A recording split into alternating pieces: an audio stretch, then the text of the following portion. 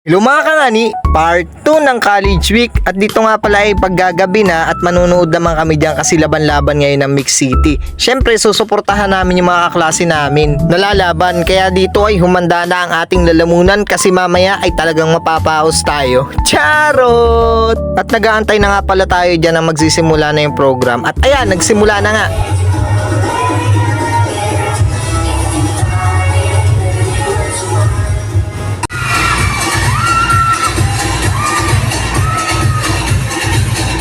Sigawan na agad at habang nanonood ako dyan ay napakain na nga ako ng budin kasi nga sobrang gutom na ako. At sa mga candidate nga pala na lumalaban, wala talagang nagpapatalo at lahat talaga ng lalamon. Talaga namang mapapaisip ka kung sino talaga sa kanila ang mananalo kasi lahat talaga walang tapon, lahat din ang manalo. At dito ay sasayaw ulit sila kaya panoodin ninyo.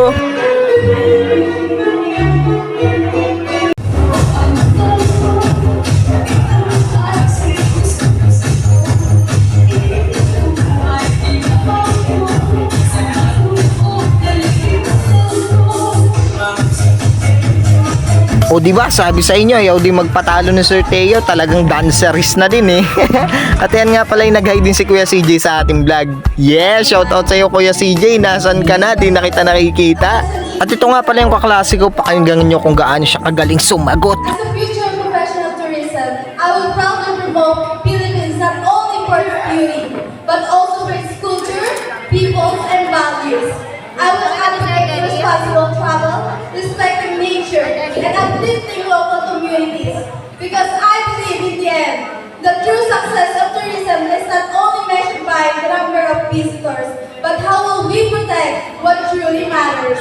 Thank you and mabuhay!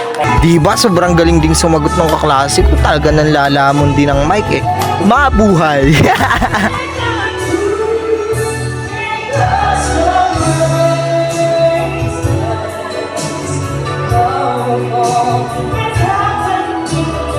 At syempre, hindi rin magpapatalo ang aking kaklase at kakanta din yan.